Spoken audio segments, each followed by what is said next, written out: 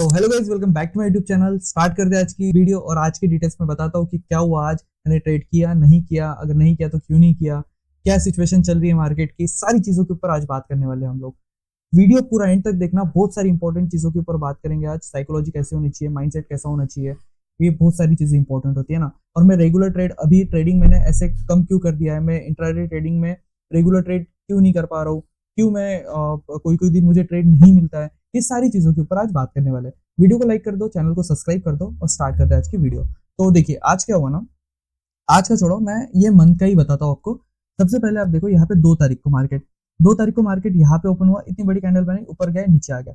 जहां पे ओपन हुआ था, ठीक है, जहां पे ओपन हुआ उसके आसपास आया, वहां पे क्लोज हुआ। मतलब देख रहे हो, उधर के इधर ही क्लोज हुआ। थोड़ा मार्केट ने इंटरडे में बस अपना मोमेंटम दिया, ठीक है।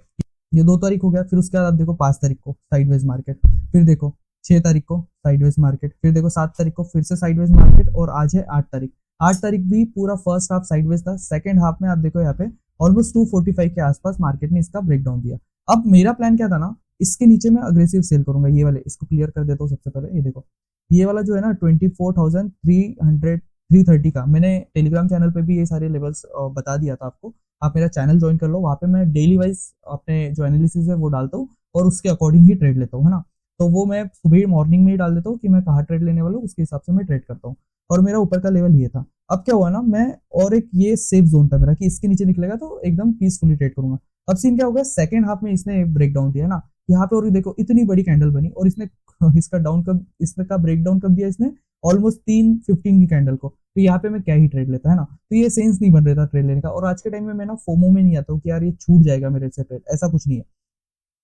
हम लोग अब क्या करेंगे, हम लोग कल का प्लान करेंगे। सिंपल, कल क्या कर सकते हैं, देखो डेली ट्रेड करना जरूरी नहीं है, मैं तो ये बिलीव करता हूँ भी। डेली ट्रेड करो ना करो कुछ फर्क नहीं पड़ता।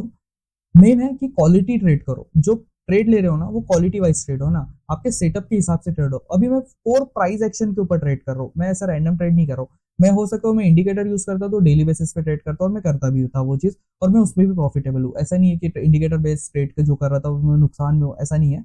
उसमें भी मैं प्रॉफिटेबल हूँ। लेकिन अभी कैसे है ना, खुद को हमको अपग्रेड भी करना पड़ता है धीरे धीरे। जैसे जैसे हम खुद को अपग्रेड करते हैं, चीजें मार्केट में समझ में आती है क्या और बेस्ट हो सकता है, डेली ट्रेड करना जरूरी है क्या नहीं है जरूरी, रिस्क टू रिवॉर्ड कैसा होना चाहिए, ये सारी चीजों के ऊपर मैं अभी एकदम डीपली एनालिसिस कर रहा हूँ और उसके हिसाब से ट्रेड करता हूँ। आपने अगर आज का पोस्ट मेरा टेलीग्राम का देखा होगा तो उसके ऊपर मैंने रिस्क टू रिवॉर्ड के ऊपर बहुत अच्छा एक मैसेज डाला हुआ है, आप जाके जरूर पढ़ना हो। उससे आपको समझ में आएगा कि सिर्फ और सिर्फ 30%, अगर 35% अगर आपकी एक्यूरेसी है ना कोई भी सेटअप के ऊपर 35% की, तो भी आप प्रॉफिटेबल हो सकते हो 1:2 के हिसाब से।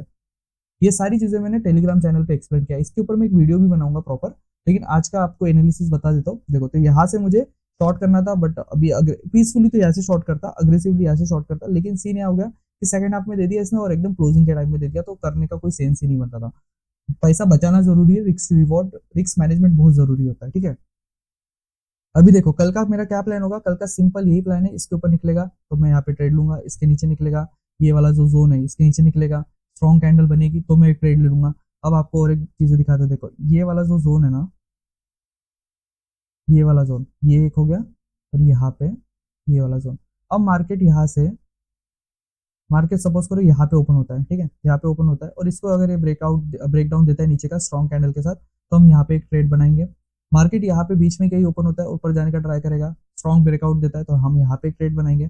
मार्केट अगर इसके गैप डाउन ओपन होता है तो थोड़ा रिटेस्ट होने का वेट करेंगे, फिर हम ट्रेड लेंगे यहाँ से। मार्केट गैप अप ओपन होता है तो रिटेस्ट करने का वेट करेंगे और यहाँ से लेंगे। मतलब मेरे ड्रॉ, मैंने जो लेवल ड्रॉ करके रखे ना वो एकदम सिंपल लेवल है। अगर मार्केट साइडवेज होता है, यही के यही क्लोज होता है, तो मैं ट्रेड नहीं लूंगा, सिंपल।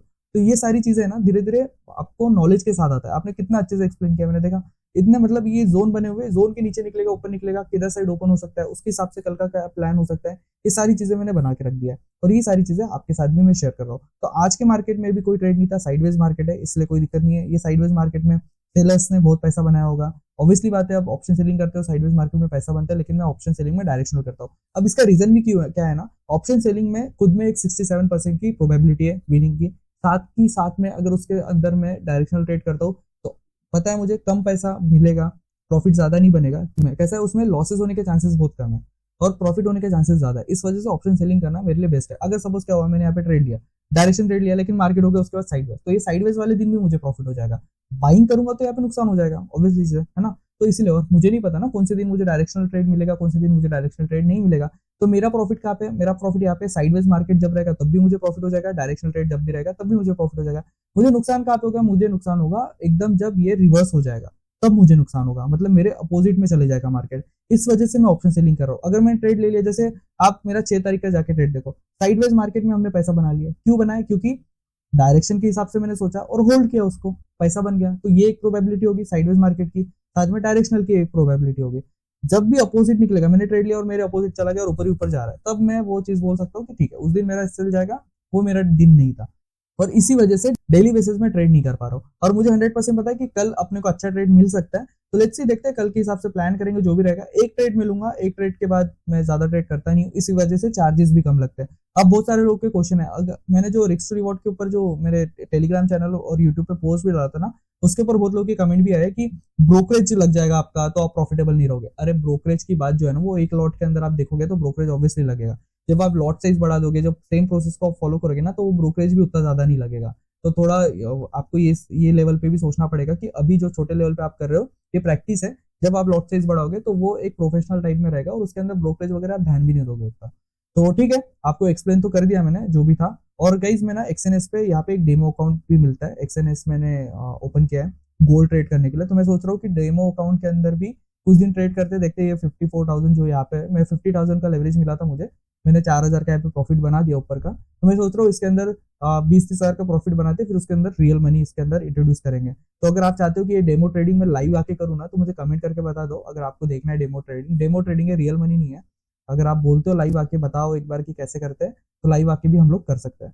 तो ठीक है गाइस, आज के लिए बस ऐसे ही, मिलते हैं कल, और कल करेंगे लाइव ट्रेडिंग और देखते हैं कल कैसा मोमेंटम मिलेगा। तो ठीक है guys, thank you so much for watching today's video. ऐसे video like, comment and subscribe करें।